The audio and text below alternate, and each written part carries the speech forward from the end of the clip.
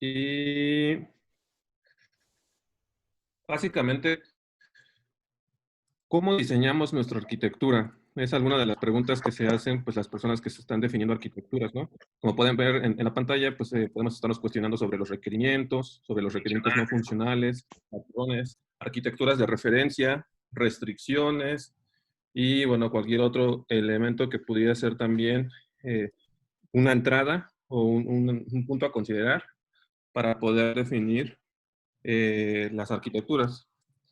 Entonces, pues nosotros tenemos que estarnos planteando cuáles serían esos elementos que podemos considerar para diseñar una arquitectura, ¿no? En ese sentido, también podemos estarnos cuestionando y por dónde inicio, por los requerimientos no funcionales, por patrones, cómo sé que voy a estar utilizando un estilo de arquitectura o algún otro tipo de enfoque. Bueno, pues nosotros hemos preparado por ahí un material de referencia que espero les ayude cuando ustedes estén diseñando sus arquitecturas y si es que pues, se plantean la siguiente cuestión, ¿no? ¿Cómo es que vamos a iniciar el proceso de diseñar o de conceptualizar una arquitectura? Y en específico, hoy estaremos hablando de las arquitecturas aplicativas, ¿vale? Y en ese sentido, lo que están viendo en pantalla, chicos, es un metaframe o una referencia que ustedes pueden estar tomando como base cuando estén definiendo arquitecturas aplicativas. Por una parte tenemos el tipo de aplicaciones que se pudieran estar considerando o diseñando, donde tenemos aplicaciones móviles, aplicaciones ricas en Internet, aplicaciones basadas en servicios, aplicaciones web y, bueno, cualquier otro tipo de aplicación que se pudiese estar gestando como parte de todo el ecosistema de tecnologías de la información. El tipo de aplicaciones, pues también tenemos que considerar los estilos de arquitectura, ¿no? Como están viendo en pantalla, pues hay distintos estilos de arquitectura y algunos de ellos muy conocidos, ¿no? Arquitecturas cliente-servidor, arquitecturas basadas en componentes, arquitecturas en capas. Algunas arquitecturas están considerando, pues, elementos de integración, como un bus de mensajes. Muchas arquitecturas pues siguen también patrones, como el famoso modelo vista controlador, arquitecturas que son en N capas y bueno, cada capa tiene su responsabilidad e inclusive como podemos ver ahí en el gráfico, cuando estamos utilizando la palabra tier, nos referimos más sí a capas, pero con una separación física, ¿no? Arquitecturas orientadas a objetos, si es que estamos usando ese paradigma para el desarrollo o los lenguajes de programación, arquitecturas orientadas a servicios y, bueno, pues cualquier otro estilo de arquitectura que pudiese surgir, ¿no? Hoy ya es muy, muy común hablar de arquitecturas en nube, microservicios, soluciones de Internet de las cosas, tecnologías emergentes como blockchain, inteligencia artificial. Bueno, pues la idea de este metaframe es que ustedes puedan tener una referencia de los tipos de aplicaciones que pudieran estar diseñando, los estilos de arquitectura que pudieran estar tomando en cuenta para plantear su solución. Y hay algo que se conoce como las preocupaciones transversales o en inglés lo que se conoce como el cross-cutting concerns. Y bueno, pues también hay que considerar los escenarios, los atributos de calidad y, desde luego, los requerimientos, llámese requerimientos funcionales, requerimientos no funcionales y las restricciones que pudiesen existir. Y pues en conjunto, esos son algunos de los elementos que ustedes pudieran estar tomando en cuenta cuando definen, cuando plantean una arquitectura, cuando van a diseñar una solución.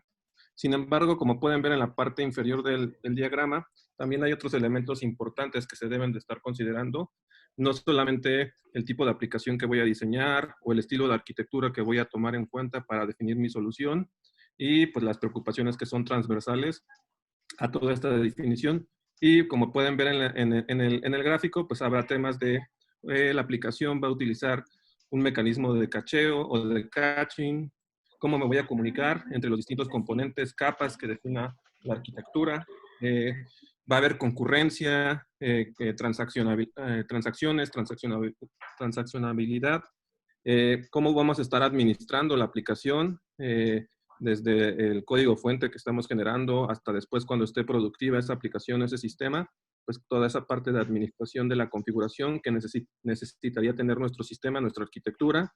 Cómo veo temas de bajo acoplamiento, alta cohesión, cómo vamos a acceder a los datos que necesitaría la aplicación, cómo vamos a estar gestionando las excepciones, si va a ser una aplicación en capas, pues cuáles capas deberíamos estar considerando, todo el tema de llevar un tracking y monitoreo de los eventos que pudieran estar surgiendo dentro de los flujos de información y de los distintos componentes que interactúan como parte de la arquitectura, cómo se va a estar gestionando los estados, si es que necesitamos gestionar estados, cuál es la estructura, cuántos componentes, cómo se comunican cada uno de esos componentes. Muy importante, cómo es que vamos a validar nuestra arquitectura y pues cuál es el flujo de trabajo que podríamos estar considerando o esos flujos que viene la arquitectura que queramos definir. Entonces,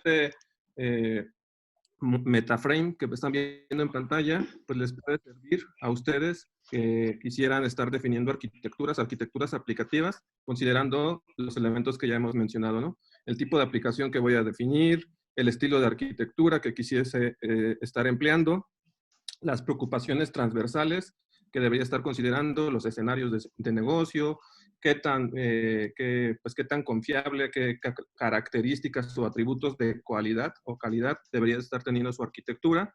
Esto está muy relacionado pues, a los requerimientos no funcionales y bueno, los otros elementos que estamos viendo y que ya mencionaba con antelación. Bueno, en ese sentido, ustedes pueden estar utilizando una arquitectura de referencia para el tema aplicativo. Esta es una clásica arquitectura en capas.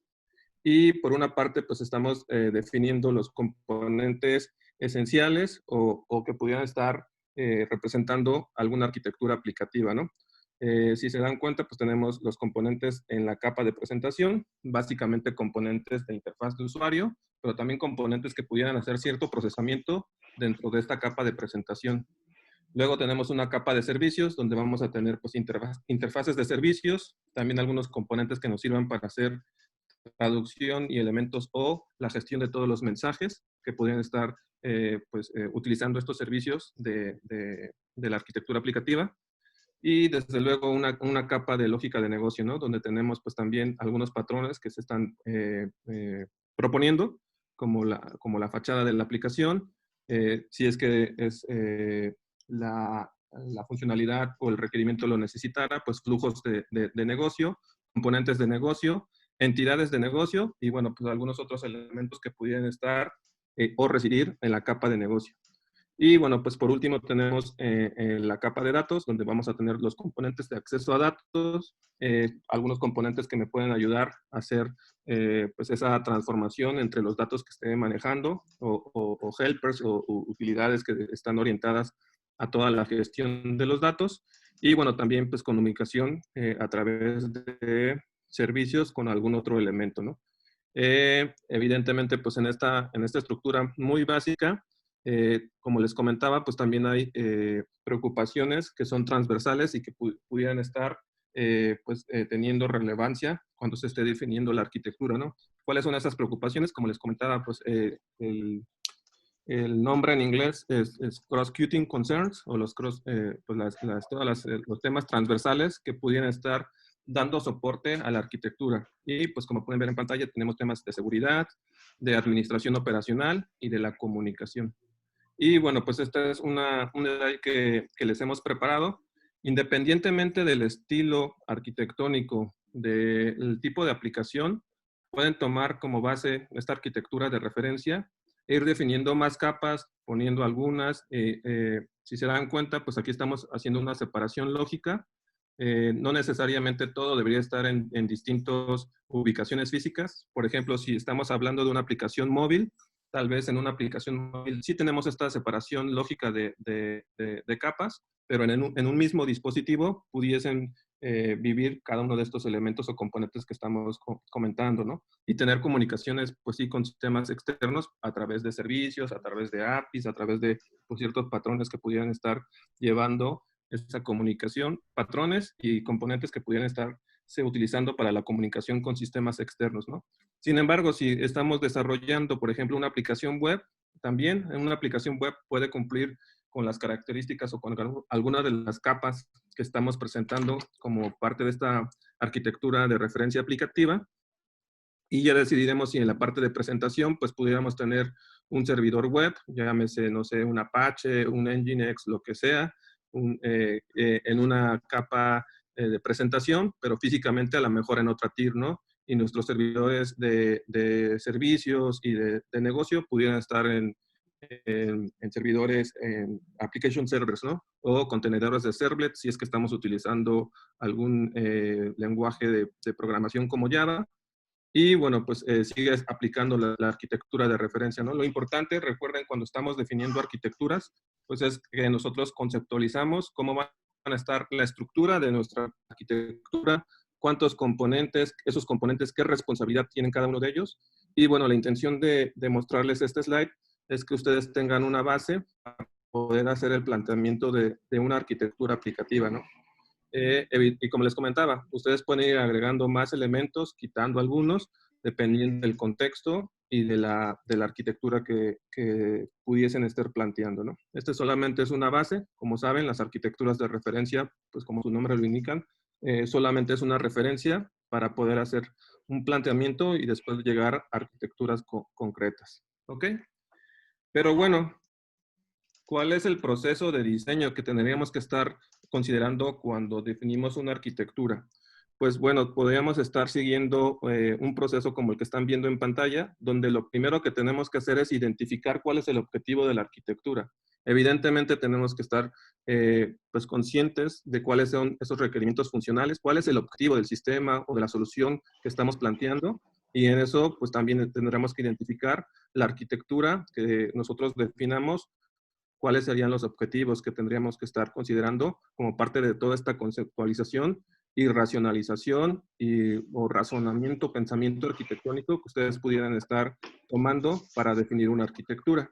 Si se dan cuenta, pues hay una serie de elementos que está marcando este ciclo, donde es identificar esos escenarios clave, sería el paso número 2, enfocándonos en el diseño y también en evaluar arquitecturas candidatas, ¿no?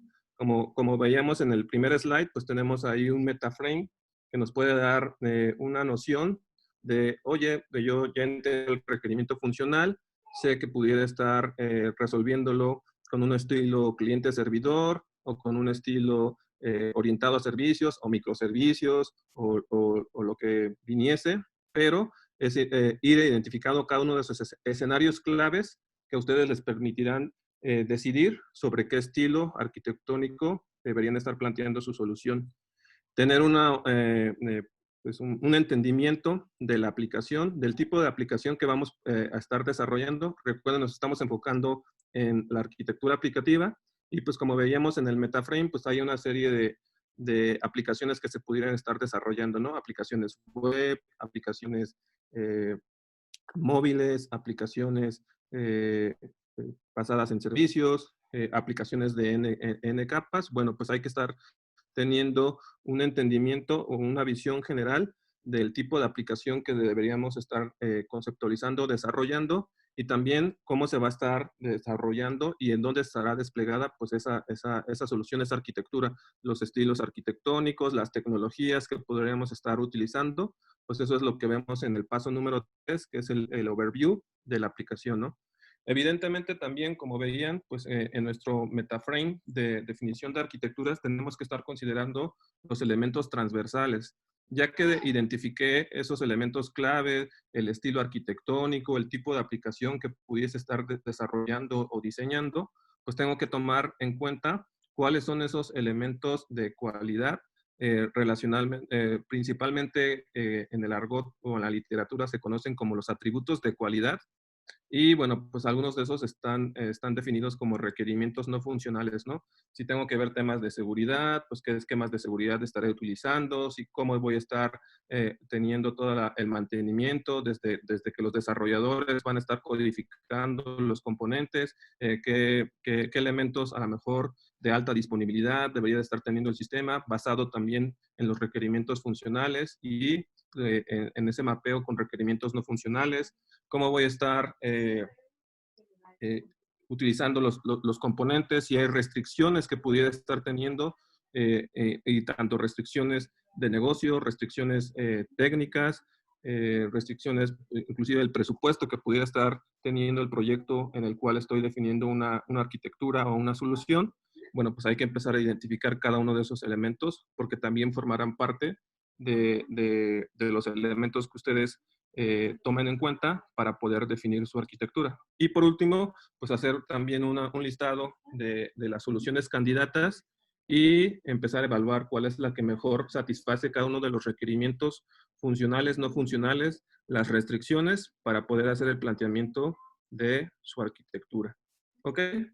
Y bueno, pues este proceso es iterativo, ustedes lo pueden estar tomando y lo esencial es que pues siempre estemos pensando en términos de arquitectura aplicativa en algunos de los elementos que pudieran estar contenidos en este metaframe que les estamos mostrando el día de hoy y que les permitirá diseñar ya sea una aplicación móvil, una aplicación rica en Internet, una aplicación basada en servicios o cualquier otro tipo de aplicación, ¿no? Y los elementos ya un poco más finos, ¿no? Como les comentaba, cómo se van a comunicar mis componentes, qué tipo de transacciones voy a estar soportando, toda la parte de acceso a datos, bueno, pues elementos que son necesarios e indispensables cuando estamos haciendo los planteamientos arquitectónicos o la definición de soluciones desde un punto de vista de arquitectura aplicativa, ¿vale? Y bueno, pues aquí hay otra referencia que ustedes pudieran estar tomando en cuenta, como pues una arquitectura en capas y pues plasmándola en sus diseños arquitectónicos o en las soluciones que estén definiendo. Y el proceso que es siempre indispensable, identificar cuál es el objetivo de la arquitectura, por qué tenemos que estar diseñando solución, qué problema de negocio estamos enfrentando, solucionando como parte de este planteamiento arquitectónico y pues de ahí empezaremos a dictar ciertas líneas o directrices sobre cómo vamos a definir nuestra arquitectura. Bueno, en cuestión de arquitectura aplicativa, pues como les decía, pueden haber distintos tipos de aplicaciones. Este solo es un listado básico. Evidentemente, pues conforme va avanzando la tecnología, el tipo de aplicaciones pues se ha diversificado y pues tenemos algunos elementos que nos pueden distinguir, ¿no? Sobre un tipo de aplicación de otro, ¿no? Las aplicaciones móviles pues pueden ser desarrolladas como aplicaciones web o también como aplicaciones ricas o un cliente rico de alguna aplicación, ¿no? Pueden soportar distintos escenarios de conexión y bueno, una de sus características, aunque ya esto ha avanzado un poco, pues pueden correr sobre dispositivos con recursos limitados de hardware, ¿no? Son algunas de las características que pudieran estar encontrando en las aplicaciones móviles, ¿no? Evidentemente, pues hoy en día ya es más común encontrar dispositivos móviles con pues, mucho más poder de procesamiento, más memoria, pero pues cuando todo esto inició, había ciertas restricciones y limitación en términos de recursos y del hardware específicamente, ¿no? Las aplicaciones clientes ricas, pues usualmente son desarrolladas como aplicaciones standalone y pues pueden estar soportando escenarios de conexión, o sea, estar conectados o desconectados y proveyendo pues las funcionalidades que se estarían estableciendo para este tipo de aplicación, ¿no? Utilizan procesamiento y, bueno, recursos de procesamiento y almacenamiento en máquinas locales, ¿no? Una aplicación rica en Internet, pues puede soportar múltiples plataformas, múltiples navegadores, puede estar desplegado, bueno, regularmente, como su nombre lo indica, pues en la red, en el Internet. Bueno, también puede soportar contenido y media, pues, digamos, muy rico, ¿no? Como su nombre lo indica. Eh, bueno, igual el procesamiento y el almacenamiento podría estar en recursos locales o en una máquina local.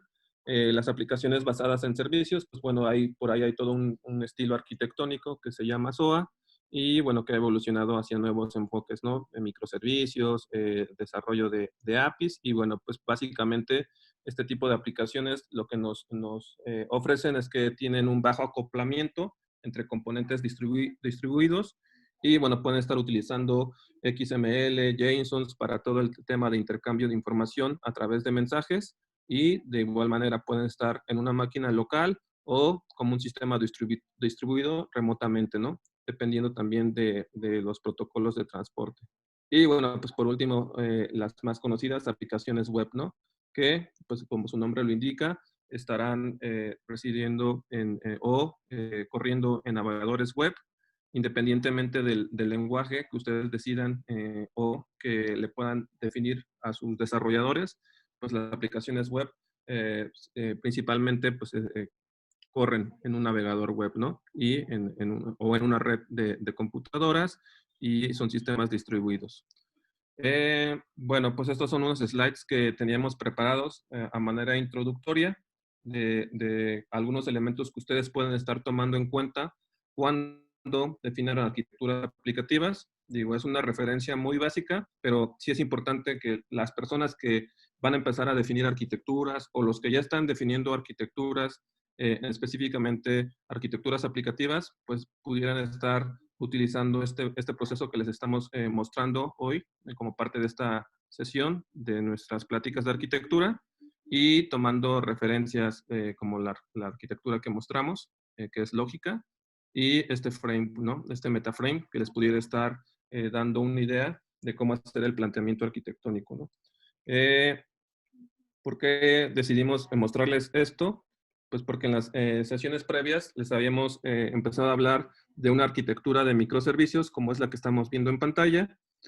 Básicamente, pues es un estilo arquitectónico, estaría resolviendo ciertos elementos o ciertas características, principalmente, pues el romper esos posibles monolitos que así marca a veces la literatura, pero si se dan cuenta, pues el conceptualizar una arquitectura como la que ven en pantalla, pues también debió haber pasado un proceso como el que estamos viendo en este slide, ¿no? Identificar el objetivo de esa arquitectura, esos escenarios claves que necesitamos considerar y de ahí pues podemos ir iterando para llegar a un planteamiento como el que están viendo en pantalla, ¿no? Donde pues hay algunos elementos ahí y componentes ya específicos.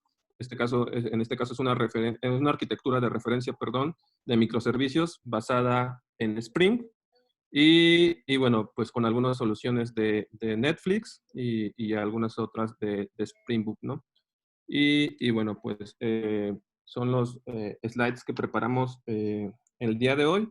Sí, era importante que tuvieran esa noción de cómo ir planteando sus arquitecturas aplicativas y tomando elementos de referencia. Recuerden que un arquitecto pues siempre va a ser el puente entre el negocio, la parte técnica y también pues debe de conocer pues distintos elementos que le ayudarán a definir sus arquitecturas. ¿Cuáles son esos elementos?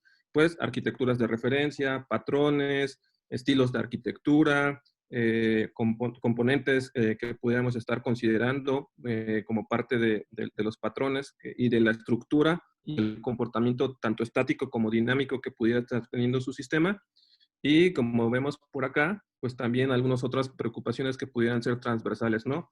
Siempre hay que enfocarnos también en el tema de seguridad, en cómo va a ir evolucionando su arquitectura, cómo la van a estar administrando desde distintas vistas, perspectivas y siempre considerando cada una de las preocupaciones que tengan sus stakeholders. Cómo se van a comunicar sus componentes y evidentemente cuántas capas, si es que están utilizando un estilo en capas, pues pudieras tener su arquitectura y cuáles son esas reglas de comunicación a lo mejor entre layers y cuáles deberían estar evitándose para pues así comunicarlo con los desarrolladores o las personas que implementen el sistema.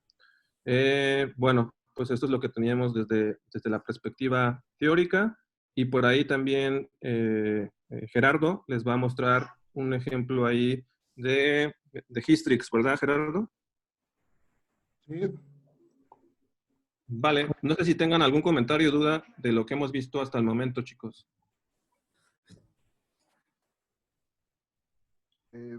Bueno, yo nada más quería hacer un comentario de, bueno, de la parte que me ha tocado ver evolucionar las aplicaciones y las arquitecturas, etcétera, etcétera. Anteriormente de que existiera un área de arquitectura donde nosotros trabajamos, lo que teníamos eran como que unos requerimientos de diferentes áreas. Por ejemplo, las áreas ¿cómo se llama? Que piden las pistas de auditoría y, por ejemplo, las áreas de soporte, eh, como que era algo así como que muy elemental, pedir que las aplicaciones tuvieran cierta trazabilidad para que, para que al pasar una petición por ahí, no sé, un pago o simplemente, bueno, cualquier tipo de petición, se pudiera encontrar en qué sistema estaba fallando y después poder hacer un diagnóstico y atender darle soporte a la aplicación. Entonces, esta parte exactamente, en el MetaFrame está la parte de login e instrumentación, pero así como plantearon esas áreas de soporte, ¿sabes qué? Tu aplicación debe de permitir hacer una trazabilidad y incluso casi te decían, ¿sabes qué? Y tienes que pasar el ID por todos los sistemas en donde va. Eh, esa, bueno, ese tipo de requerimientos ya no lo ubico muy bien aquí y es algo como que se ha llegado a perder en las arquitecturas de ahora ya no se menciona, pero es algo que se tiene que seguir haciendo porque si no ya no se puede mantener un sistema. Ok, sí, gracias, Rubén. Pues mira, básicamente, ¿dónde esos requerimientos que comentas, dónde podrían estar cayendo? Pues en toda la parte de los atributos de cualidad. Recuerden que cuando están planteando una arquitectura, deben de considerar pues distintas preocupaciones. A lo mejor la parte pues funcional nos las estaré definiendo pues ciertos stakeholders, ¿no? El negocio principalmente. Pero podríamos estar teniendo requerimientos enfocados a las áreas de infraestructura, a las áreas a lo mejor de tecnología de la empresa o la organización en la que estemos colaborando o con la que estemos trabajando. Habrá a lo mejor requerimientos de otros, de terceros que también pudieran estar formando parte del ecosistema. Por ejemplo, acá sistemas externos con los que nos tendríamos que estar comunicando. Y bueno, pues esos requerimientos o de atributos de cualidad regularmente están mapeados a los requerimientos no funcionales. Sin embargo, ustedes como arquitectos deben de considerar, pues, básicamente 4 tipos de entradas, ¿no? Los requerimientos funcionales, es decir, cuáles son las capacidades, cuál es la funcionalidad que va a tener su sistema, qué es lo que está resolviendo, cuáles son los requerimientos no funcionales, qué tan, digamos, qué tan bueno es el sistema en términos de seguridad, de alta disponibilidad, de mantenibilidad. Bueno, pues todos esos requerimientos no funcionales pues entrarían o se conocen como requerimientos no funcionales o los atributos de cualidad del sistema. Y aquí tenemos un elemento bien importante que son restricciones, donde como les comentaba, las restricciones pudieran venir desde el negocio, es decir, esto lo estamos haciendo para resolver un tema regulatorio, tal vez estamos colaborando con un banco y hay que sacarlo porque si no multan al banco o a la aseguradora, por ejemplo, pero también pudieran tener una restricción, como les comentaba, de presupuesto, ¿no? Yo nos podría estar planteando a lo mejor el uso de software propietario porque la empresa o organización no tiene el presupuesto o, digamos, la capacidad financiera para estar adquiriendo un software propietario y a lo mejor tengo que estar tomando otros elementos para definir mi arquitectura, ¿no? Y bueno, las restricciones pudieran estar tanto del negocio como restricciones técnicas, ¿no? A lo mejor en algunas organizaciones, pues el uso de open source aún no es muy común. Ahora ya con el paso del tiempo esto ha cambiado, pero sigue habiendo organizaciones que inclusive tienen restricciones ya de productos, frameworks, lenguajes de programación, y ustedes como arquitectos pues tienen que estar tomando en cuenta y considerando cada uno de estos elementos. Y recuerden que el punto más importante es que nosotros estamos escuchando, conociendo los requerimientos y las preocupaciones de los distintos stakeholders, ¿no? Donde a lo mejor un stakeholder será el director de infraestructura y desde luego pues todo el tema de comunicación, de logueo, de configuración de la infraestructura, pues serán preocupaciones que tenga esta persona.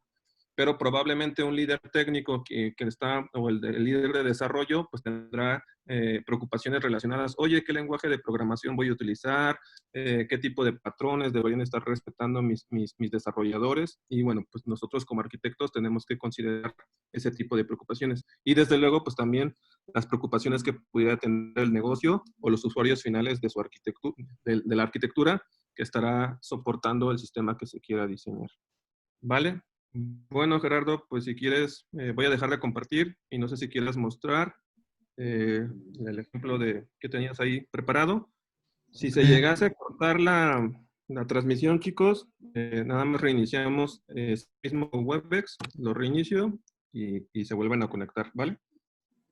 Ok. Pues adelante, Gerardo.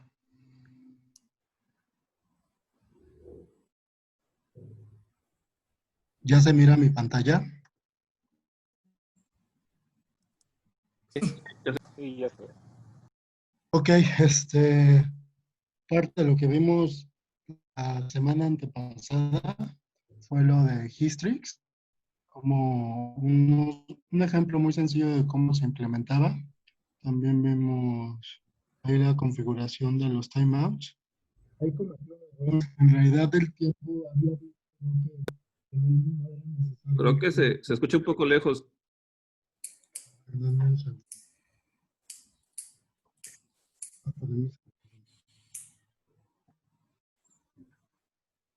A ver ahí, Sí, mejor.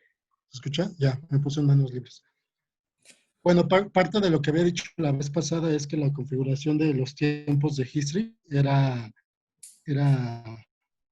no era necesaria, ¿no? En el servicio de escuela y que solo era necesaria la del Zul. En realidad esto es un error. En realidad los tiempos de los servicios REST, son independientes de los tiempos del API Gateway, ¿no?